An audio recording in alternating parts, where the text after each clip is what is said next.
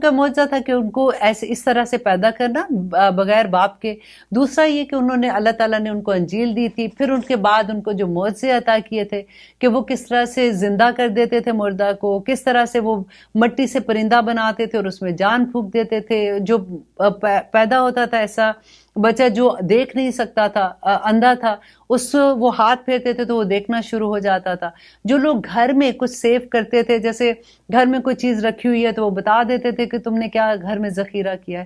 تو ان کے معجزے جو تھے نا، ان کو سمجھنے کے لیے علماء یہ کہتے ہیں کہ ہمیں یہ دیکھنا پڑے گا، کیونکہ اس دنیا میں انسان کا تعلق جو ہوتا ہے نا، ہمیں دنیاوی لحاظ سے دنیا کی سمجھ آتی ہے. ہم ٹائم کو فریم کرتے ہیں کہ اتنے گھنٹوں میں یہ ہو گیا، اتنے گھنٹوں میں یہ ہو گیا.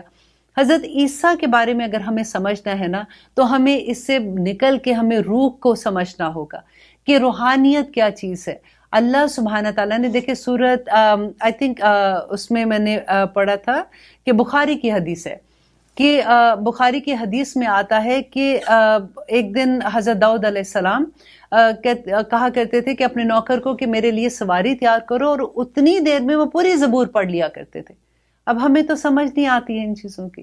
اور انشاءاللہ ابھی آپ کو، کیونکہ اللہ ایک شاہ ولی اللہ کی میں آپ کو بات بتاتی ہوں کہ انہوں نے کہا ایک دفعہ کہ ان کے فادر جو تھے، ان کے باپ جو تھے، ایک دفعہ انہوں نے کہا کہ وہ عصر کی نماز کے بعد وہ مراقبے میں تھے، وہ تسبیحات کر رہے تھے، اور جیسے ہی وہ اٹھے اور انہوں نے کہا کہ تسبیحات سے فارغ ہوئے، تو انہوں نے کہا کہ میں ایک ایسے شہر میں چلا گیا جہاں پہ مجھے 40,000 سال لگ گئے. اور اب ہمیں تو سمجھ نہیں آتی ہے ان چیزوں کی نا. تو اسی لیے ایسے معجزات کو ہم کیونکہ دنیا میں رہتے ہیں، دنیا میں رہتے ہوئے ہمارا جسم جو ہے وہ ہماری روح پہ حاوی ہو جاتا ہے، ہم اسی کے مطابق ساری چیزوں کو میئر کرتے ہیں. لیکن دا ڈے آف ججمنٹ ہماری روح ہمارے جسم پہ حاوی ہوگی انشاءاللہ. تو تبھی ہمیں سمجھ آئے گی. ابھی ہمیں تو نہیں سمجھ آتی غائب کی باتوں کی.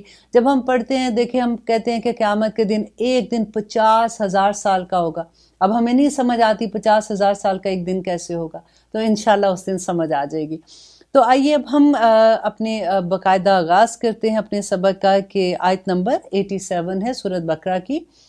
بَلَقَدْ آتَيْنَا، وا اور لا البتہ کا، دیکھیے اس میں اتنا زور ہے، شدت ہے اس لفظ میں.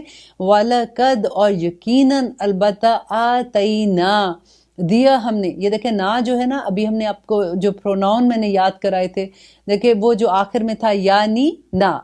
آتَيْنَا دیا ہم نے موسیٰ کو الکتاب کتاب.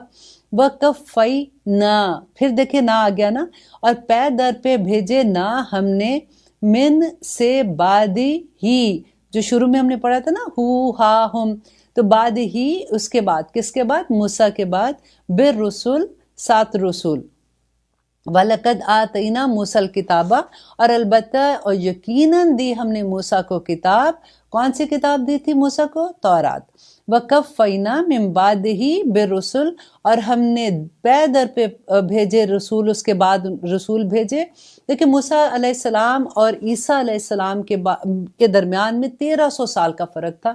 یوزلی مجھے بھی یہ لگتا تھا کہ اچھا حضرت موسیٰ کے بعد فوراً حضرت عیسیٰ آگے ہوں گے، لیکن 1300 سال کا فرق تھا.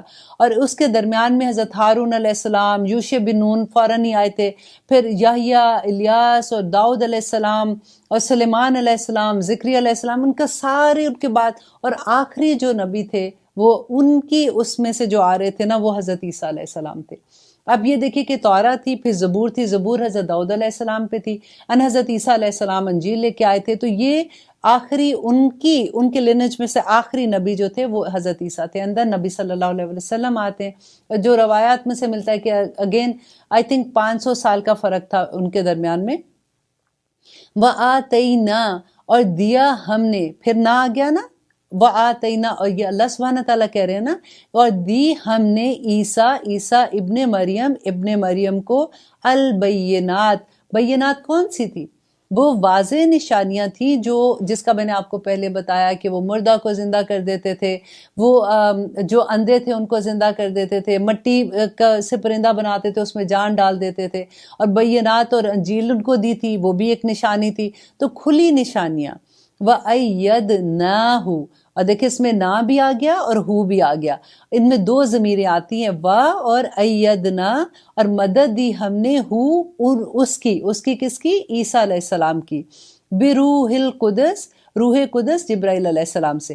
اب یہاں پہ اللہ سبحانہ تعالیٰ کیا بتا رہے ہیں کہ عیسیٰ علیہ السلام جو تھے ان کو اللہ تعالیٰ کون مدد کر رہا تھا؟ کہ وہ جتنی بینات تھیں، جتنی معجزے تھے، عیسیٰ علیہ السلام خود نہیں دکھا رہے تھے، اللہ سبحانہ تعالیٰ مدد کر رہے تھے، کروا رہے تھے روح القدس جبرائیل علیہ السلام سے۔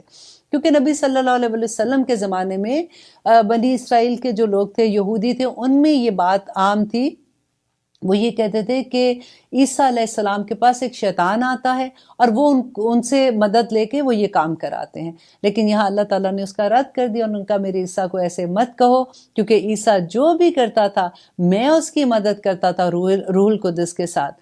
افکلما کیا فا پس کلما، جب کبھی، جاءکم آیا تمہارے پاس، کم دیکھیں پھر وہی ضمیر آگی نا، کا کی کم جو تھا تم سب کے لیے تھا، جاءکم آیا تمہارے پاس رسول بما لا تہوا، بھی ساتھ ما جو لا نہیں، تہوا کہتے ہیں نہیں چاہتے تھے، انفسکم تمہارے نفس، تہوا ہوا سے ہے، ہوا یا، اور تہوا تم نہیں چاہتے تھے، تمہارے نفس نہیں پسند کرتے تھے، استکبرتم تو تم نے تکبر کیا، پس فریقن ایک فریق، کذب تم جھٹلاتا تھا ان کو، و فریقن اور ایک فریق، تقتلونا ان کو قتل کرتے تھے۔